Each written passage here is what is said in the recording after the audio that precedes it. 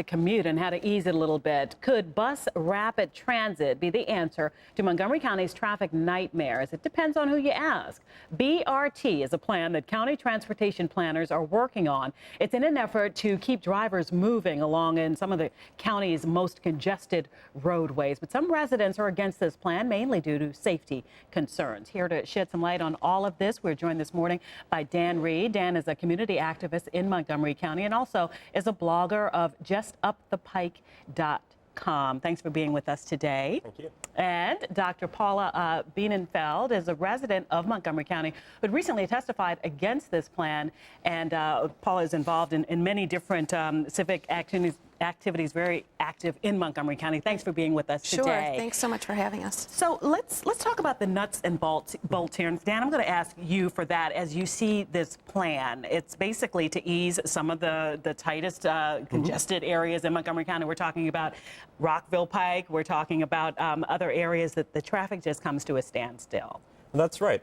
Basically, what the county is looking at is a 10-route, 79-mile plan that would create dedicated bus lanes on several major corridors of the county. In some areas, they would widen the street to provide the new lanes. In other areas where there isn't room, they would repurpose a lane that's currently used for all traffic, specifically for buses. Now, traffic is bad as it is, and it might sound counterintuitive to take a lane or repurpose a lane from cars and give it to transit. But really, it's about moving people, not just cars. If you've ever been on a congested, road like New Hampshire Avenue or Route 29 in the mornings, it's impossible to get everyone's car through, But if those people are able to have other options, if they're able to have a fast, reliable alternative to sitting in traffic, they're likely to take it.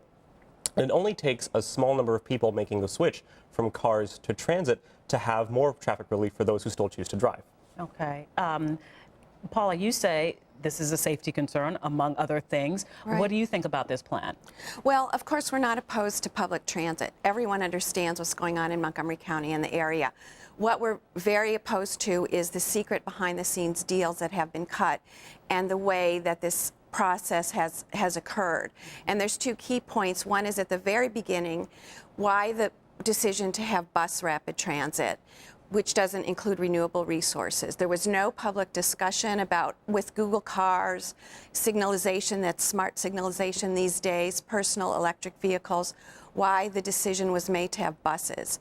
And the second point at which there was no public input was why these particular routes that cram all the bus routes down county into underserved areas and lower income, avoiding the wealthier parts of the county. We're very concerned that there was no public input at all to this, that there were secret deals that we're seeing emails now that show that this has already been done. And there is the issue of safety, that the bus routes will be taking away the medians. There'll be dedicated lanes, and the pedestrian refuges that we use and that our children use to cross the streets will be gone. There will be right-of-way that will be taken that in many cases or some cases could take people's property. There will have to be the bus stations at every mile, and in some cases maybe every half mile, according to correspondence that we've seen.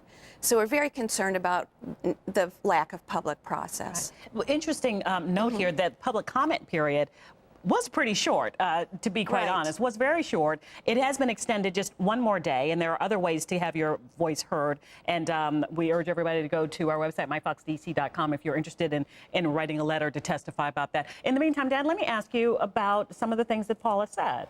Well, it's hard to answer things that I haven't heard anything about, and that. So you're talking about just the transportation, what it would do as far as easing congestion. Well, to be fair, if you read the plan, you'll see there's actually no discussion about taking out medians. There are going to be stops every mile to half mile. That's part of the point, is to have stops that are less frequent than a normal bus and more frequent than metro. Because it would go faster, too, right? Because it would go faster, exactly. Okay. And as for the safety issue, there are, how many thousands of cars on the street today? If I'm crossing a street, I have that many drivers who could potentially have a collision with me. Taking some of those drivers and giving them an alternative to ride the bus with a professional driver, personally, that seems actually a bit safer than. What of the safety issue, though, as far as Paula brought up, school children are there, other drivers are there. Is there a concern from that? I mean, it's these are busy streets, and there are ways that we can make them safer. We can improve pedestrian crossings. We can improve the sidewalk network. You know, there are large sections of the county where there are no sidewalks, and if we want people to take transit and to have alternatives to driving, we definitely need to improve our pedestrian infrastructure.